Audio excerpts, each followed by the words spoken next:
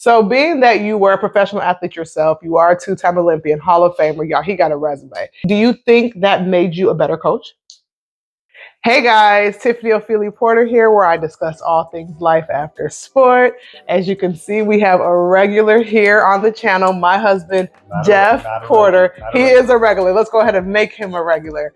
And in this video, we're going to talk about how it was my husband coaching me to my third and final Olympic Games in Tokyo from his perspective. This is a part 2 to a video that I did. I'm going to link it in the cards for you guys to check out, but I just want to follow up and give his perspective on what that dynamic looked like. You ready to get started? Yep. Let's get into it. So Jeff, I tell the people how I viewed our athlete-coach dynamic when I was an athlete, but I want to hear from your perspective how it was coaching your wife. That was by far one of the hardest things I've ever had to do. So Tiffany comes to me with a series of background that she was very successful with the previous coaches. She, was successful in college, and now I have this athlete who in her mind believes that the thing she did 10 years ago would be the same thing she needed to do 10 years later to be successful. And so trying to reprogram her and reprogram all of the things that she did 10 years ago when the game has changed, right? The athletes have changed, the technology has changed, the coaching philosophy has adjusted, was challenging. Because the things that you kept saying was, well, when I did this, I was successful. And I did this when I ran a personal best. And I'd remind you that was 10 years ago. You ever run a personal best 10 years? Like all that you did was great 10 years ago. And that was the hardest thing to try to reprogram, all the things you've done. Now you had a lot of really good work already put in, but trying to get you to that next level, it was, you're post-baby now. Your body's different. And so you got to adjust yourself. And so that was hard. And then you're coaching your sister, having both of you together was also a challenge because you two aren't similar athletes. Okay, we're going to get into the difference between coaching your wife and coaching your sister-in-law, because I do think that's a very interesting perspective that not very many people can relate to. But I do want you to just tell me about what it looks like having to reprogram your wife. Oh, I had to yell at my wife every day. I had to cuss her out every day. I cussed her to high heaven most days. She would come to track practice and then she would talk. And then she would be on not a rush to get things done. And I'm on a time schedule. I've got to be in and out. And then we get to then she wants to turn it up at all the way to 100 on everything. She wants to go from 0 to 100 on I had caught her lifting some weights, doing power cleans. And I was like, what are you doing? Why are we lifting this heavy? She goes, oh, well, that was in my books. I look at her book. I'm like, yo, this is for off season. It's April. That's okay. You're really making me upset right now. So on a day-to-day, Tiffany got cursed out a lot. But babe, the way I look at it in life, anything worth doing is worth doing well. Again, you understand? That's exactly it, right? It was, I want you to do this. Well, I was like, oh my goodness, we got something to talk about every time. Just do this. Well, babe, I just want you to be an athlete because I'm not a dumb athlete. I'm really smart. And I'm like, okay, you know what? Take your really smart self to the line while you think about what you're getting ready to happen. So, but as a coach, do you think it is important for an athlete, a seasoned athlete, a veteran? At this point, I had put my years in the game. Do you think it's important for an athlete to ask questions?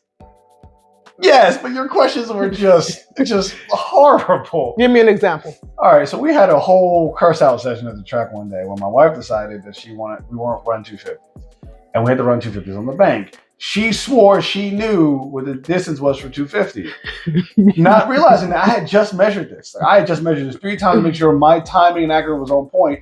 And she's like, no, it's over here, and you know what you're talking about. I was like, you know what, fine. I didn't say that you didn't know what I was like, you know what, fine. I was like, no, cool. Go over there. Go wherever you want to start from, go over there. And she walks over there. And she comes back with her head down okay, so. I said, no. We're going to run 320 meters a day. Let's go. Hop on that line. And those are the types of stuff well, I think that I want to hurdle this way. I didn't ask you what you thought. See, I didn't ask you. I told you what was going to happen. And I gave you at home, like the whole reasons why. Now we get to the track, like, I've been thinking. And so I want to, nope, I'm tired of that. I will say, just athletes, if you are watching this, that, you know, there is a difference between your rookie season and like your last season when you are more of a veteran and you're more seasoned and you know your body, you know what's worked for you. And yes, I mean, there's a balance that you do need to trust your coach, period. If you are having somebody coach you, let them coach you. Like, there is an art to being coachable. However, I do think that there is something to be said about bringing that experience and bringing that knowledge to the track and using it to your advantage. But yo, you didn't know your body after you give birth. True. I mean, it was a learning curve, a learning experience for the both of us. You didn't know your body after you give birth. That was the thing. Yeah. You didn't know your body. Like, you had no idea what your body could handle, and we had to find that out. And I had to get you more efficient so that you wouldn't hurt yourself. So the raw power that you had in 2008, 9, 10, 11, not the same power. So we had to change your dynamic, which was the hardest thing for you to do. So you got cursed out a lot.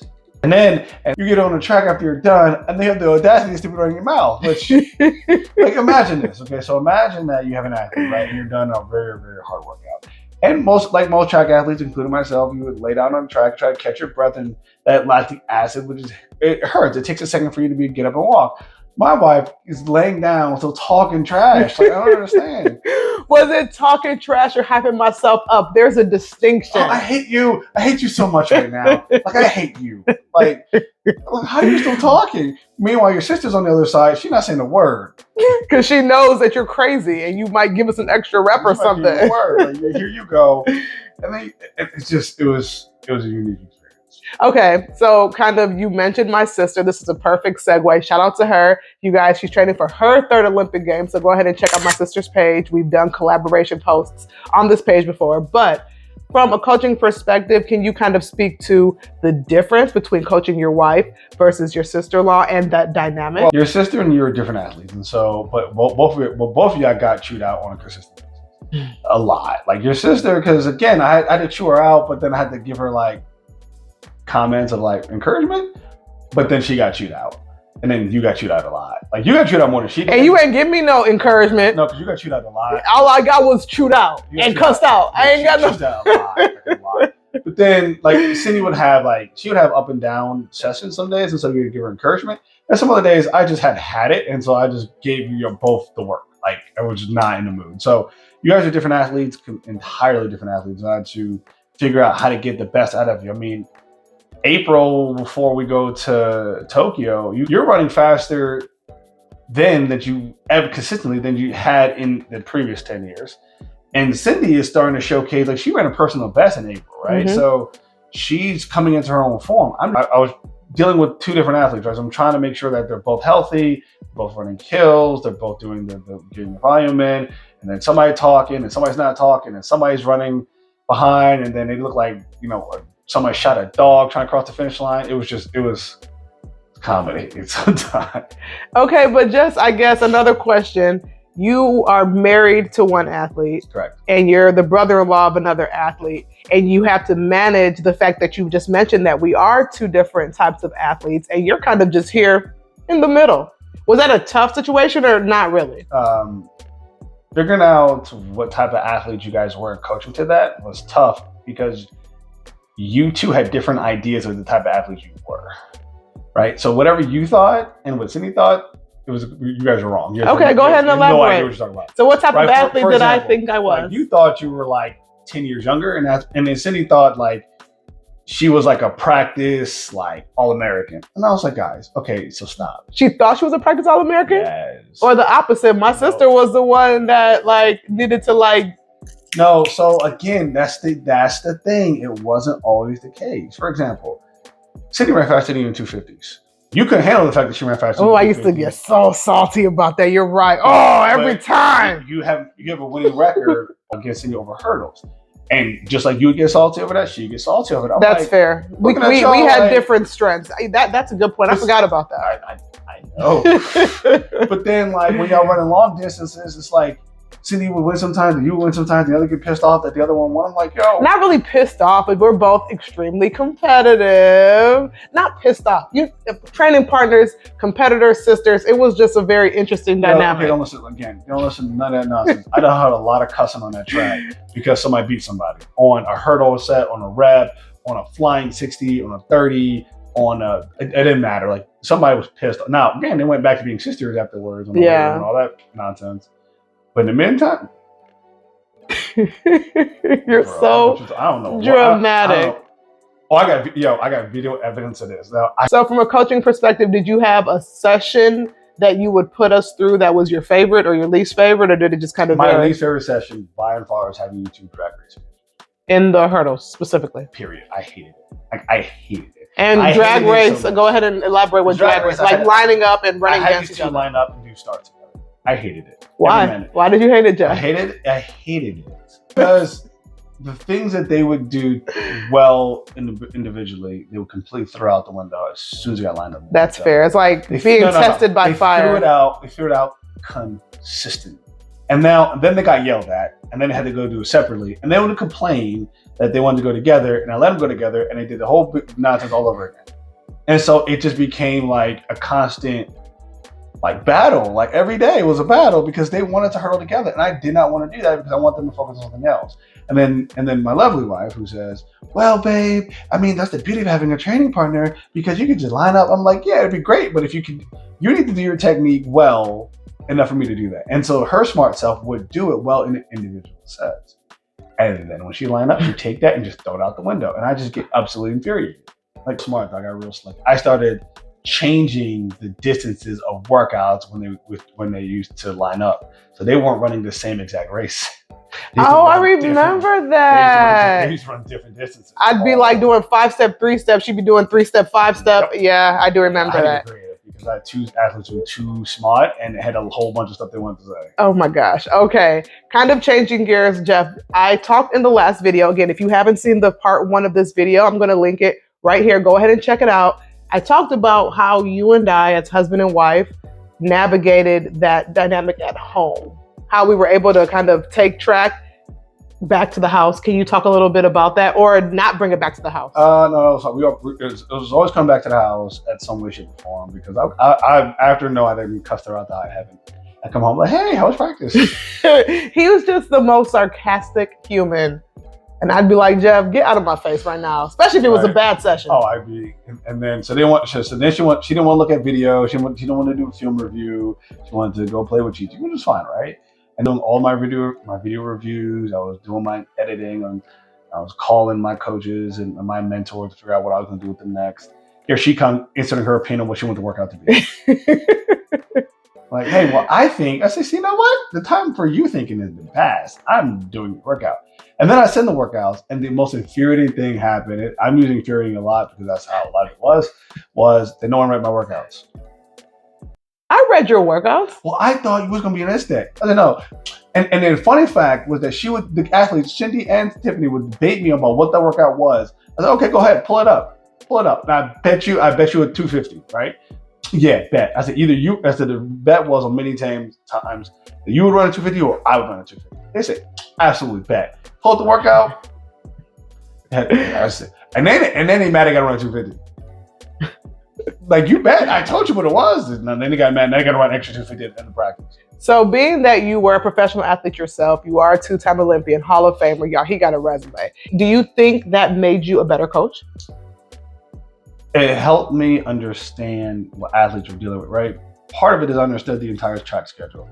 I knew all the meet directors. I knew all the scheduling. I had a pretty good idea of what was happening. Matter of fact, agents will call me to put you guys in races. And so I work that out with your agent and just get you and organize your entire schedule. So I had a very good understanding of the entire season, how that was going to operate, and then how the games went, what we can expect, things of that nature. So it was really helpful from that perspective.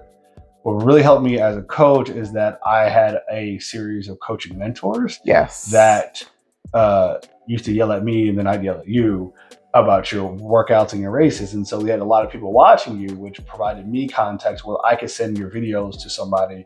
They would give me the honest critique, and then I'd be able to infer and then adjust workouts accordingly to make sure you guys got to where you were. So having my experience was helpful, but also having coaches that I could trust and rely on was critical for both me and you all. I think there is lesson in that. So let's take a quick pause and just talk about mentorship really quickly. So here you come. You are this world-class athlete in your own right. You've stepped away from sport in that way. He still worked in sport, but he stepped away from being an athlete, and now you're putting on this coaching hat.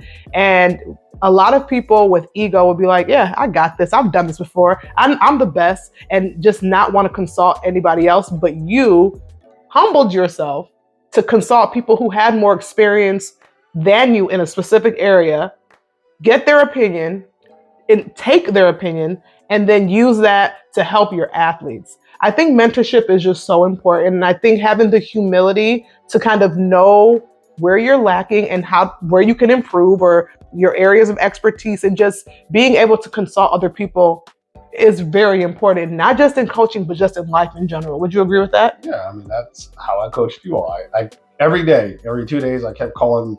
The coaches know who they were. I called them religiously all the time, and they would be at the meets. And so you want to shout them out? There's two in particular. Shout out to Coach G, yes, Garfield Emmerwood, who is at Florida A&M, and his mentor, my fraternity brother, my coach Mike Holloway at the University of Florida. But there's Dwayne Ross at the University of Tennessee, the legendary Brooks Johnson, who's down in Orlando. So those are the four off the top of my head that really helped. And Coach Johnson was cursing me out a lot. He cussed him out. He took that cussing out and then cussed me out as a result of it. But I do think there is something to be said about just being humble enough to learn from the experience of others. You know, the thing about it was that I used to read a lot. So there's a book called The Hurdler's Bible. It's very hard to get your hands on it right now. I used to go through that religiously to understand like the fundamentals of hurdles, especially women's hurdles, which is a lot different. And so then I was also understanding the dynamic of my athletes, because they were taller over the hurdle, trying to make them more efficient. And so it was just a lot of learning to get you guys to have a shot. And that's all really, as a coach, that's all I really wanted, right? It was to get you back from an Achilles rupture and a baby on a world stage where you're running faster than you ever had before, and I had a shot at the games. And that's really all I wanted, because if I could get that done, that means that you guys could take it from there. So that was my goal. So being that you have experienced the athlete side and you have experienced the coaching side, you know all the nerves and everything that goes into both of those aspects of sport. Would you say that you were more nervous competing or watching your athletes compete? Truthfully. I don't think there's really a right or wrong answer in that. They're different. They're different. I can't compare them because they're just different. Like for competing, like it was do or die. There's no other shot. There's no other moment. Like that's the moment. Like that one. I remember 2012 Olympic trials and 2016 Olympic trials. It was a moment, right? It was there. Oh, you mean when you dove through the finish line? I might insert a photo for you guys to see what that looked like. I was there in the flesh, witnessing that. But then watching you two race at every meet on the whole way to go to Tokyo was also very wild, because I'm sitting and watching you all. I'd be mildly happy with you, and then pretty happy with Cindy, and then here you come upset. I'll never forget. There was a race that you were so pissed off with, and you were so upset. And I was like, "Yo, you ran 12:62. Like in April. What are you upset for?" Like, I should have beat. I'm like, you ran 12:62. Expectations were always just so high. She was like, well, City ran 12:05. I'm like, okay, here we go. That's what that is. It was Mount Sac. I remember she PB'd at that meet. You know, and she's mad. I'm like, I wasn't mad that she PB'd. I was just mad that I didn't execute my last 3 hurdles. Basically, I had to go send her for a walk. Go send her for a walk. I was like, you go walk for a round and get yourself together. I had to go talk to Cindy. Like, hey, great, you're PB. Now we got to get past it. So it was just always a dynamic of, but when I was watching you all, I didn't know like I had to be prepared what was going to happen. I was like, either it's going to have great races or medium races or bad races. And either way, I've got to be ready to go for the next week. And so I had to think about, okay, now they're trying to figure out, what the next workout is. How are we going to get to this next big goal? Like, I remember Cindy didn't run well at UK Champs, and you ran well because you won. Looking at y'all, like it was you guys. Like, it was like always trying to find the best. The best answer was trying to find the best temperature for a shower. You got a little dial here, a little dial there, and each one of you had to dial them differently. But I was not as nervous as me competing. Me competing was a different ballgame. That's fair. I mean, it's the same way now as being retired and I watch my sister compete, my heart starts pounding, but it's just different than when you're actually lined up on the track. But kind of switching gears, in my previous video, I talked about our miscarriage story and how we had to maneuver all of that to kind of get us over. Yo, like there was one year you retired like 7 times. I retired 7 times. Yo, it was so wild. And then we get to practice, and she retired, and she was an agent, and she came out of retirement, and then she got raised, and she retired. Literally crying on the track during sessions. Yeah, it was tough. It was tough. At those moments, are like, what am I doing? Like, what are we doing here? Yeah. What's happening? We had to have some real come to Jesus moments for sure. I mean, it was tough. So I think this actually might be another video that we can completely dive into kind of how it is experiencing miscarriage from a man's perspective. But just on a surface level, I've talked about it before, where for me, I was devastated. Sometimes it was even hard for me to keep the faith. But your faith never wavered during those times. You were like, okay, Tiff, let's just keep on going. When the time is right, we'll have our daughter, we'll have our son. But you were just that pillar. Like, how were you able to maintain such strength during those moments?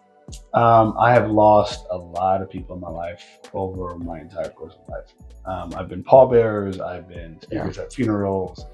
I've had to get over it and deal with it. And that's the best. That's unfortunately the best way I've been able to do that, is I've had to deal with it a lot.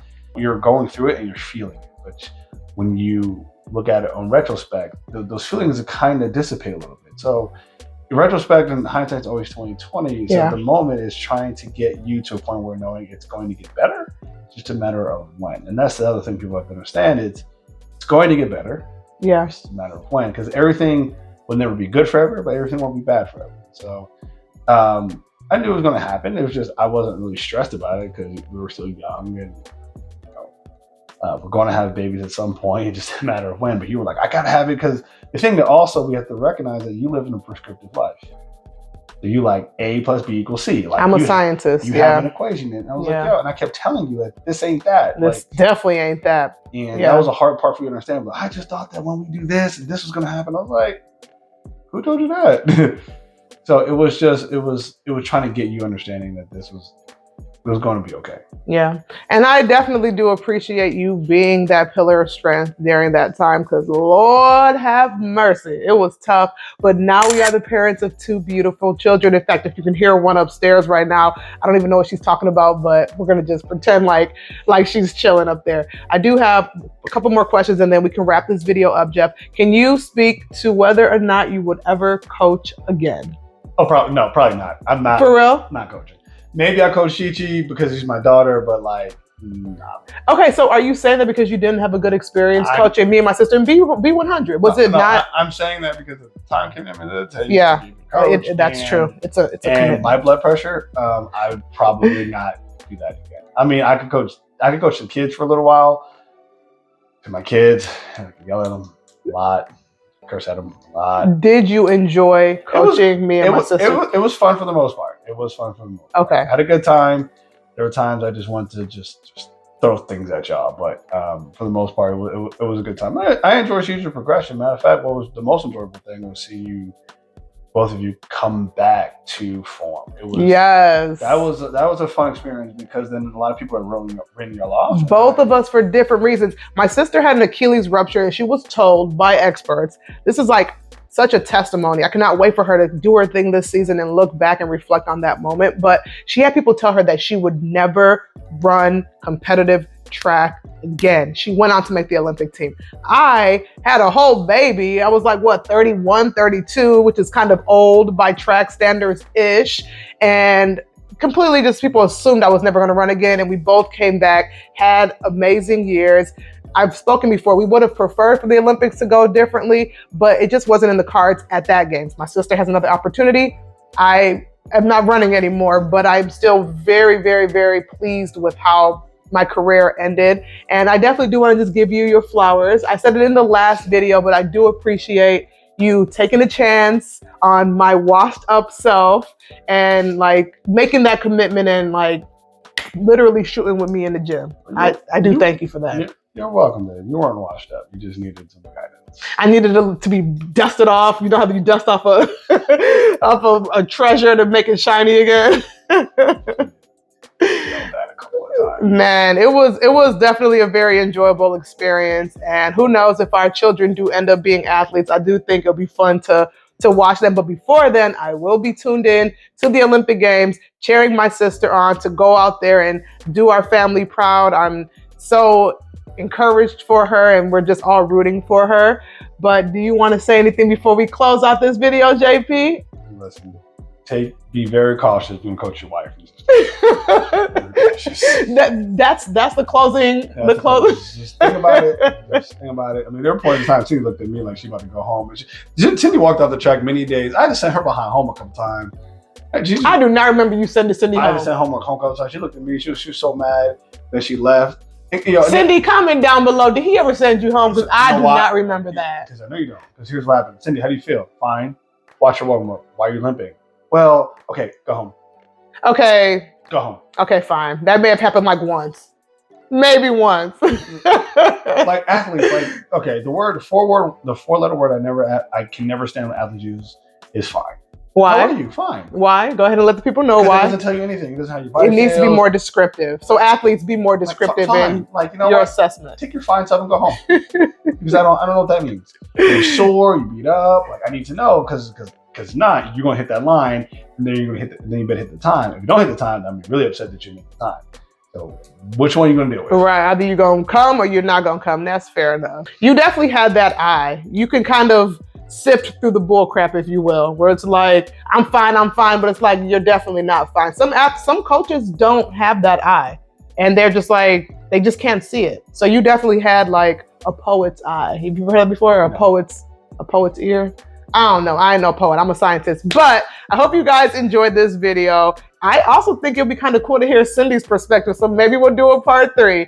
Thank you so much for tuning in. You guys make sure you like, comment, and subscribe to join the family so you don't miss another upload from me. Let me know down in the comments also what type of videos you want to see next. As you can see, we got the sister locks flourishing right now, so maybe I'll do that video next. Anything else you want to say, JP?